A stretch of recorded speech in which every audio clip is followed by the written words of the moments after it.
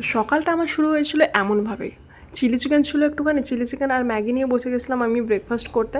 তারপরে বেদান্তকে এখানে স্নান করিয়ে খাইয়ে ঘুম পাড়িয়ে দিয়েছিলাম। আমি রান্না করতে করতে দেখি যে ও উঠে পড়েছে। উঠেই দেখছি যে ও খেলা শুরু করে দিয়েছে। তারপর ওকে লাঞ্চ করানোর পরে আমি দিয়ে এসেছিলাম আক্কাদের কাছে, আর এখানে আন্টিও কাজ করতে চলে এসেছিলো। আন্টি কাজ করছিলো আর এখানে, আর আমি চলে গেছিলাম আমার 4 পেয়ে বাচ্চাগুলোর জন্য চিকেন আনতে। চিকেন নিয়ে এসে এখানে দেখলাম কয়েকটা পার্সেল এসেছিলো, সে সুশান্ত এগুলো নিজেই চয়েস করে অর্ডার করেছিল, আমি এগুলো চয়েস করিনি।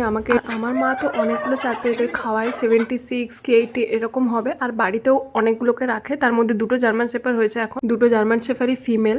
দুটোকেই কোনো হেলথ ইস্যুর জন্য এই রাস্তাতে ছেড়ে দিয়ে যায়। এর নাম হচ্ছে জিমি, 1 ইয়ার হয়ে গেল, 24 অক্টোবর মানে পুজোর পরটাতে এসেছিলো। আর মিষ্টি এই রিসেন্টলি এসেছে। আর মায়ের একজন মেয়ের মতো আছে, সে রিয়াদি, ও হেল্প করেছে এই স্টেরিলাইজেশনে। ওকে আজকে স্টেরিলাইজেশন করানো হলো, কারণ জিমি যখন আসে তখন ভেবেছিলাম যে কোনো ভালো বাড়ি পেলে অ্যাডপ্ট করিয়ে দেবো, কিন্তু ওরাও যে ঠিক মতো রাখবে কিনা, কদিন পর ওরাও আবার ওকে অ্যাবান্ডন করে দিলে, সেজন্য আমরা আর কাউকে দিতে পারিনি। আর অনেক দিন যেহেতু হয়ে গেছিলো আমাদের কাছে থেকে, আর খুবই ভালো, মানে ফ্রেন্ডলি, কাউকে কামড়ায় না, কিচ্ছু করে না, আর অ্যাগ্রেসিভ তো একদমই নয়।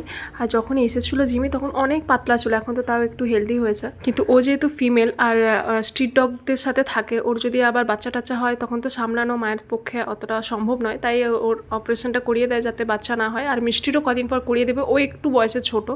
অলরেডি বাড়িতে এখন 9টার মতো আছে, আর বাইরে তো প্রচুর মা ফিড করতে যায় স্কুটি করে অনেক দূর। আর এখানে আমার ছেলে খেলছে, তাই ওইটা একটু ক্লিপ নিয়েছিলাম।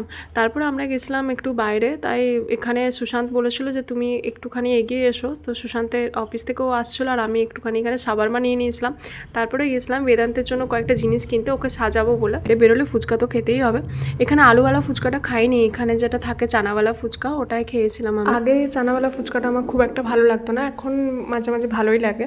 আর এখানে 2টো বাচ্চাকে দেখছিলাম, ওরা খাবার খুঁজছিল, তাই দুটোকে একটু বিস্কিট খাওয়ালাম, আর তো সামনে কিছু পেলামই না।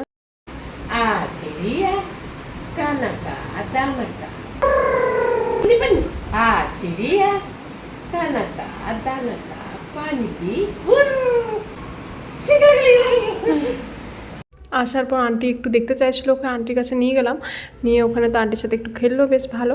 তারপর আমরা ডিনারে নিয়ে চলে এসেছিলাম চিলি চিকেন আর তান্দুরি রুটি। সামনাসামনি কিছু খেতে ইচ্ছে করলো, আমরা এটাই নিয়ে আসি, তো ডিনারে এটাই করে নিয়েছিলাম সেদিনও। আর বেদান্তকে এখানে আমাদের আগে খাওয়ানো হয়েছিল, তাও বসে আছে।